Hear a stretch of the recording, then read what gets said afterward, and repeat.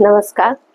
आज हम अपनी केतु की सीरीज को आगे बढ़ाते हैं और बात करते हैं कि ये प्रभावशाली ग्रह जो केतु है, जिसके बारे में हम बात कर रहे हैं अपनी सीरीज में, ये जब हमारे कुंडली के 11वें भाव में यानी कि लाभ भाव में होता है, लाभ भाव कहते हैं 11वें भाव को, तो फिर ये सिर्फ लाभ नहीं देता है बल्कि जीवन के और भी कई पहलू हैं और भी कई एस्पेक्ट्स हैं जिनको गहराई से बहुत ज्यादा बदल देता है। तो इन सभी पहलुओं को लाभ भी देखेंगे। इसके अलावा भी आज हम इस वीडियो में थोड़ा डिटेल में समझते हैं। लेकिन पहले ये जान लेते हैं कि 11वां भाव होता क्या है कुंडली का, ये दिखाता क्या है कुंडली का। तो देखिए, 11वां भाव लाभ भाव कहलाता है। ये हमारी इच्छाओं की पूर्ति, डिजायर फुलफिलमेंट, उसको दिखाता है। हमारे इनकम्स के मल्टीपल सोर्सेस जो होते हैं, आय के स्रोत, उनको दिखाता है। हमारे सोशल नेटवर्क को दिखाता है और हमारे जो बड़े बड़े सपने होते हैं उनको भी दिखाता है। इसी भाव से हमारे बड़े भाई बहनों को, एल्डर सिबलिंग्स को भी देखा जाता है। इसके अलावा हमारा जो सोशल नेटवर्किंग है, जो सोशल ग्रुप है, उसकी स्थिति भी 11वें भाव से देखी जाती है। अब ये हम सबको पता है कि केतु तो एक छाया ग्रह है, मोह से मुक्ति है, छोड़ने का ग्रह है।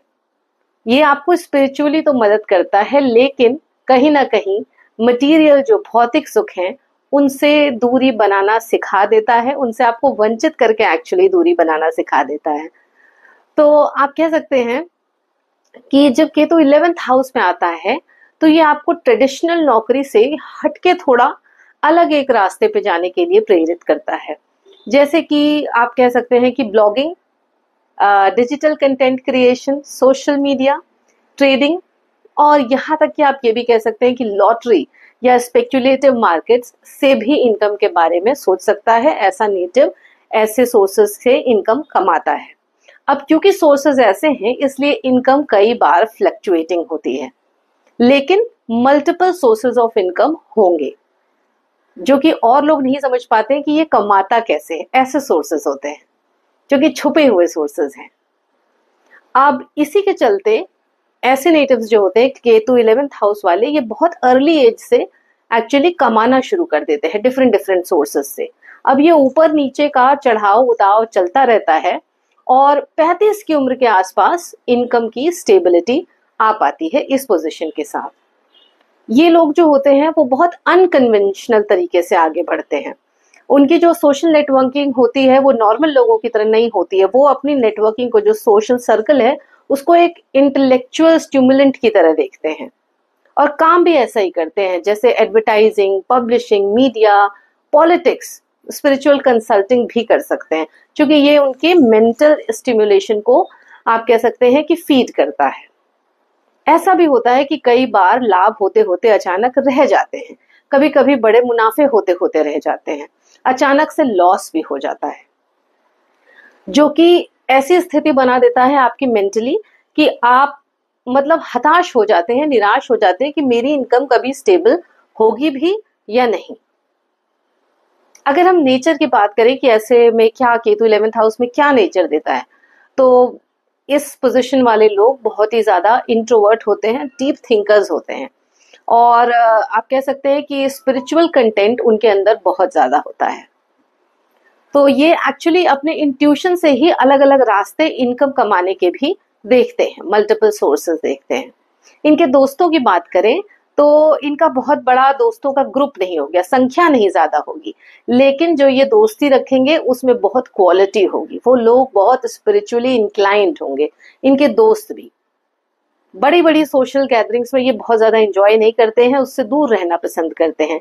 ऐसी कुछ संगति रखते हैं या ऐसे कुछ ग्रुप्स में जाते हैं जो इनको स्पिरिचुअली अवेकन रखे, मतलब कि उससे जोड़े रखे स्पिरिचुअलिटी से।